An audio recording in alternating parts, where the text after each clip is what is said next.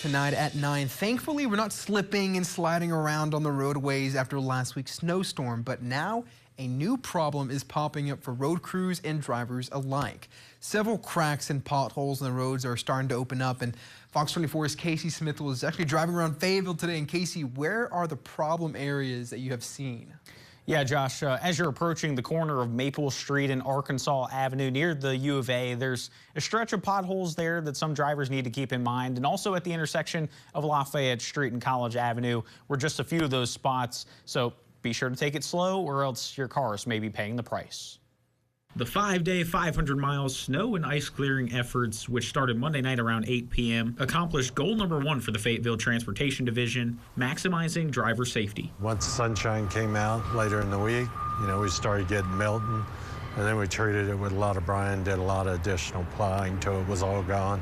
We worked up till 8 o'clock Saturday evening. But while one headache was alleviated, another set in for some drivers like Riley Slaughter. I live on Arkansas Avenue, and I drive there a lot, obviously, and so of course I'll clip that pothole every now and then, turning right off of Maple, which is causing him to have to alter his driving style a bit. If I'm coming up on a corner, I have to look out my right window as I'm coming up to it, because once I'm actually there too, it's sort of in a blind spot, so I have to prepare if there might be a pothole that I'm driving up to. Terry Gulley, the Assistant Public Works Director with the City of Fayetteville, says the more treacherous spots on the roadways were caused by the freeze-thaw effect, which is where water gets underneath a crack in the road. It freezes and expands the concrete, causing pieces of the road to loosen. And cars driving along those problem areas only make the issue worse. You can take a 2-inch hole and have it on a road that has 30,000 cars on it.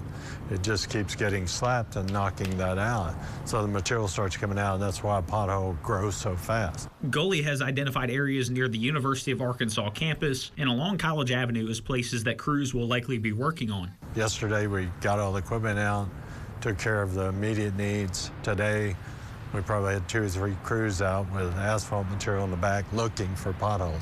But Gulley says the Fayetteville road crews likely aren't done just yet. And I'm sure there's still more out there, and as some of that moisture is still in some of those, they're still growing.